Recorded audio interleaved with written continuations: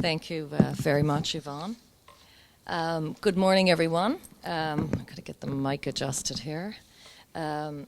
Before I get started this morning, I just want to offer some thanks, in particular to the organizers of the SmartOcean Forum. I'm getting to the age where I actually have to take off my glasses to see now. That's never a good thing.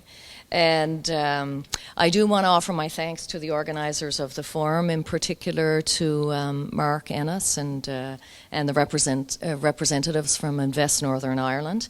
I said to Mark this morning, I've been to a lot of conferences, get the occasion to go there, but having the opportunity to be in this fantastic facility, and Yvonne mentioned the supper last night at the Harbour Commissioner's office, just first rate, so well done, and thank you for the invitation.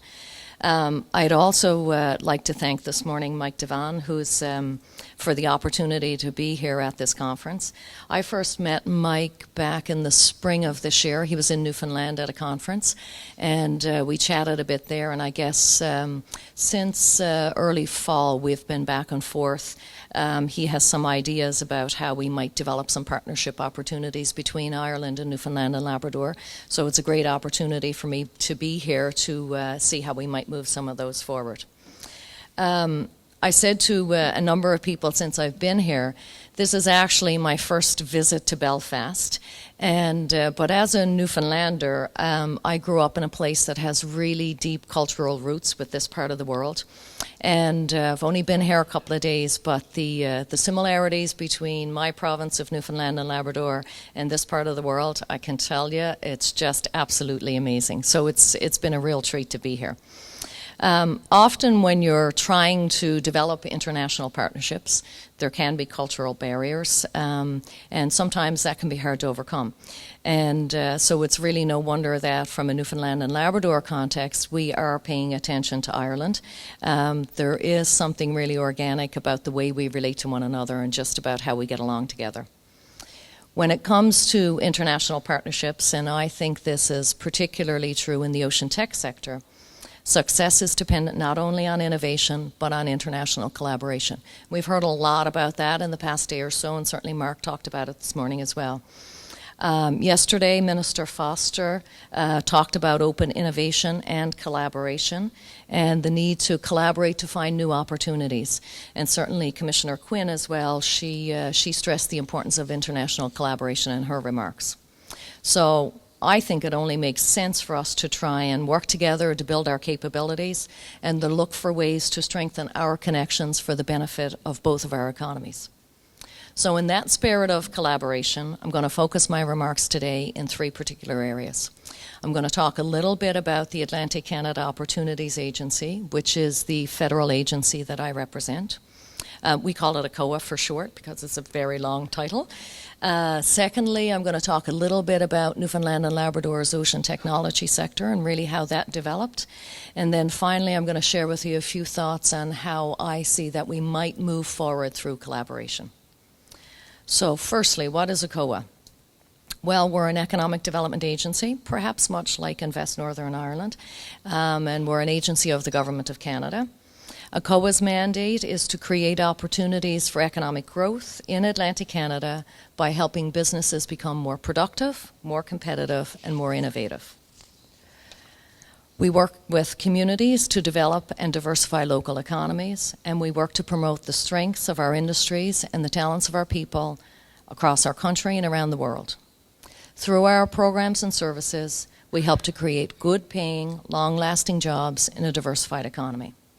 We invest in small and medium-sized enterprises in important areas such as equipment and technology acquisition. We support training, and we support companies to expand and become part of global supply chains. Our investments in R&D at academic and research institutions and in our private sector companies helps to ensure continued innovation. Our investments span every stage of the life cycle and beyond. We're involved in research and development, business startups and expansions, export readiness, commercialization, industry capacity building, and community economic development opportunities.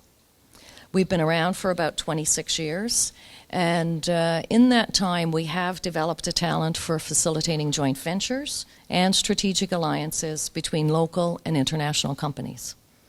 Every year we lead or we invest in both inbound and outbound trade missions in many countries such as the United States, the European Union, and South America. At ACOA, we're also part of a larger network of federal departments that are dedicated to helping companies and communities avail of opportunities that can come from bilateral arrangements. Our partners include the Department of Foreign Affairs, Trade and Development, the National Research Council, and Industry Canada, to name just a few of those federal departments. So every day we work with our partners, we work with the business people, we work with community leaders, we work with researchers, we work with innovators. And we work with them to determine where the opportunities are and to try and make the most of these opportunities for the people of Newfoundland and Labrador and for Atlantic Canada. So that's kind of a high-level overview of the agency that I represent. So now I want to take a couple of minutes and just talk a little bit about Newfoundland and Labrador's ocean technology sector. And in order to put our ocean tech sector in some perspective, just want to share a few details with you about Canada's coastline. So at almost 203,000 kilometers, it is the longest coastline in the world, and it's surrounded by 3 oceans, the Arctic, the Pacific, and the Atlantic. So to the west in Canada, the province of British Columbia borders the Pacific Ocean. To the north, the Canadian Forces Station Alert, which is the northernmost settlement in Canada. That's only 800 kilometers from the North Pole, so that obviously sits on the coast of the Arctic Ocean. And my hometown in St. John's is in the province of Newfoundland and Labrador, and that holds up the easternmost part of our country. We, of course, border the Atlantic Ocean, and the Labrador portion of our province is attached to mainland Canada on one side with the North Atlantic on the other. So the Newfoundland portion, just like Ireland, is completely surrounded by water. We are one big, large rock in the sea.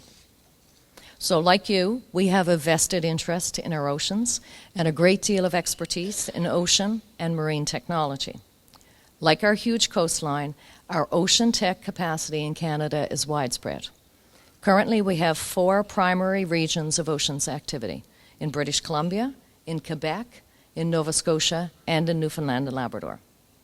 Collectively, our Canadian research institutions and companies have built up significant capacity around our oceans in the fishing industry, offshore oil and gas exploration, extraction, and refining, in renewable oceans energy, in coastal and ocean management, in the transportation of goods and people, and in defense and security.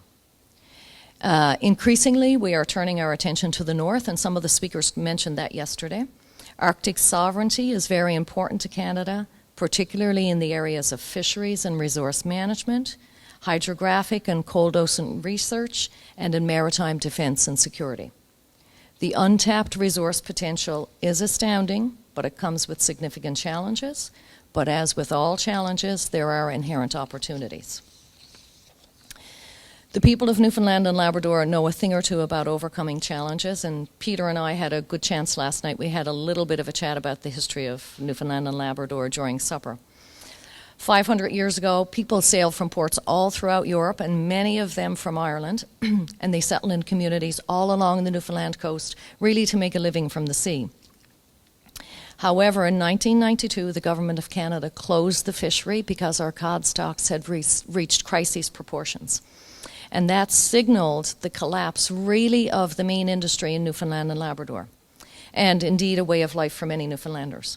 So we really were an economy in transition. It was the old economy versus the new economy. Changes that took generations to happen elsewhere in Canada, they happened in Newfoundland and Labrador in a decade. You could watch the change almost daily and in real time.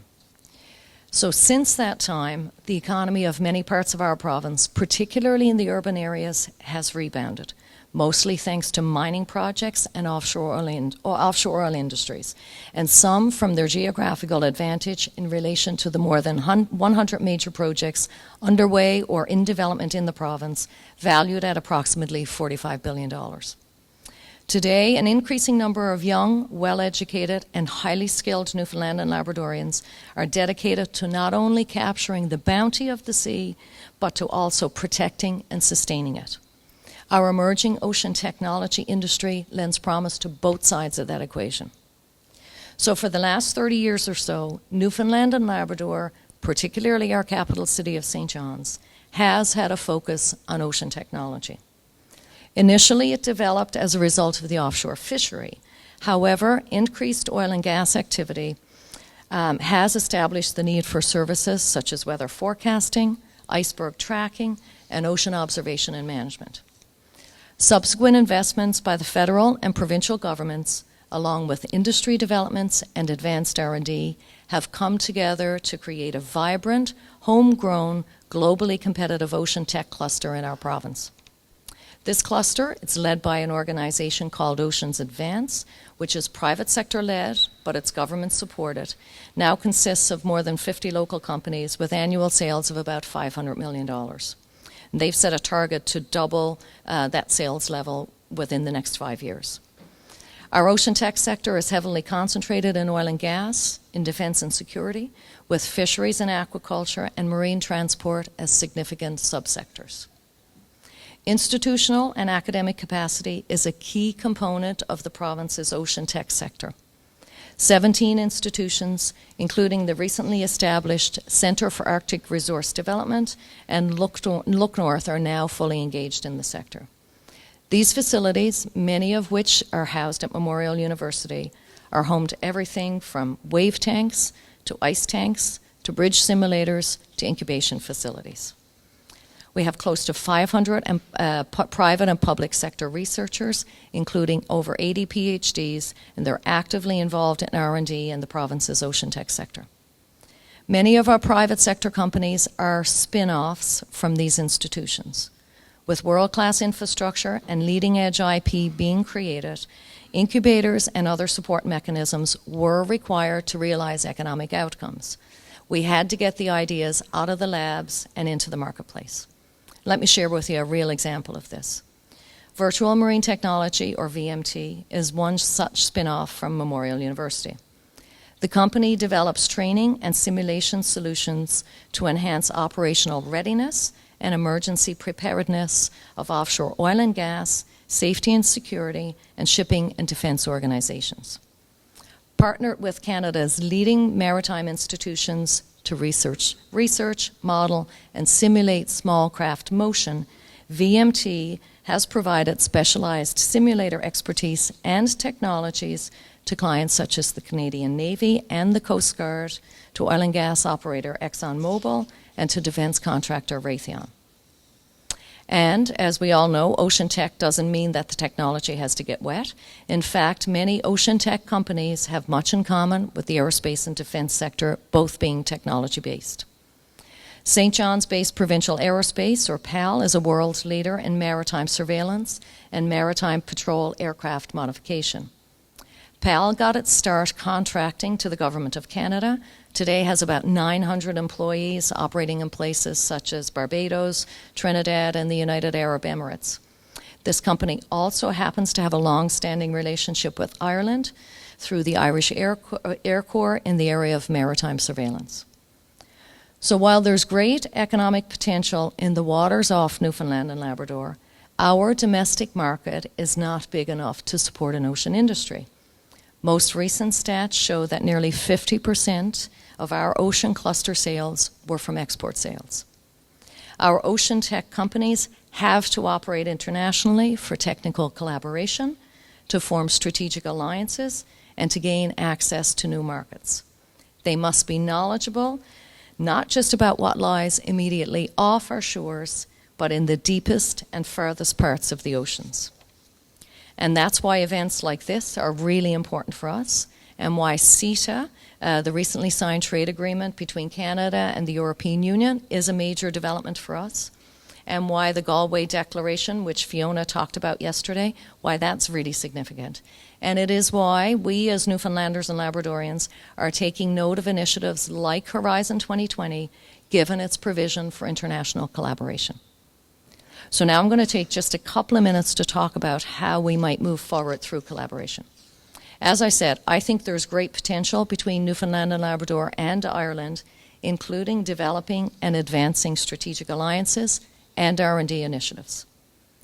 Irish companies looking for a key entry point into the North American Free Trade Agreement market will find cities like St. John's to be among the most cost-competitive production locations in the world, while our firms looking for a springboard into the European Union will also find key advantages in Ireland.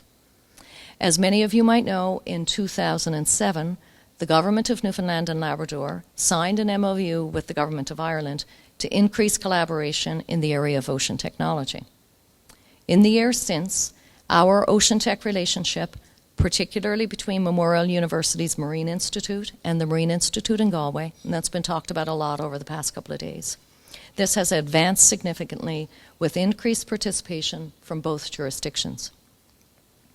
Both Marine Institutes have led the development of Smart Bay projects for integrated management of coastal and ocean information.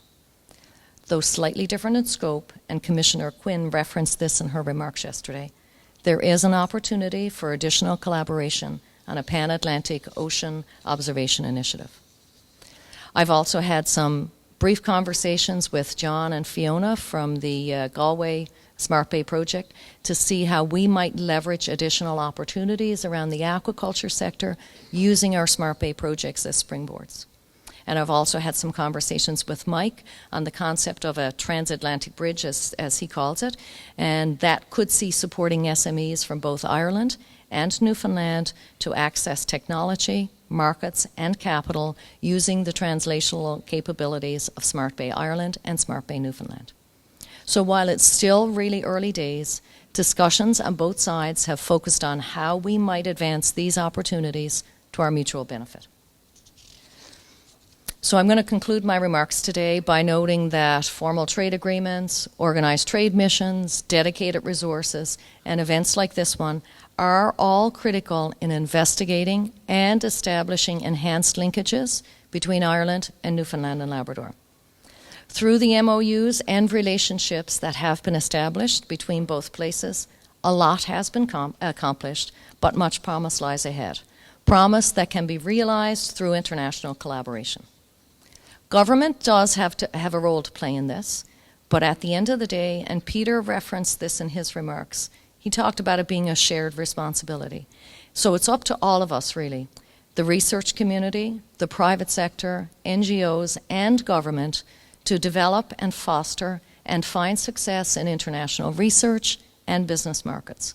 It can be time-consuming, it's hard work, but the rewards certainly can be worth the effort. So I look forward to the remainder of the conference. Mike has got a pretty busy agenda for me while I'm here, and looking forward to having further conversations throughout the day. I'd like to close with an invitation to all of you. We're hosting in September 2014 a major international conference in St. John's, Oceans 14. Some of you might be familiar with this. It's an international event. It features a scientific forum, a number of lectures and presentations, business-to-business exhibition, and a trade show. We're expecting about 1,200 delegates, so I extend the opportunity for any of you to find out some more information about that, and look forward to hopefully seeing some of you there. So thank you very much.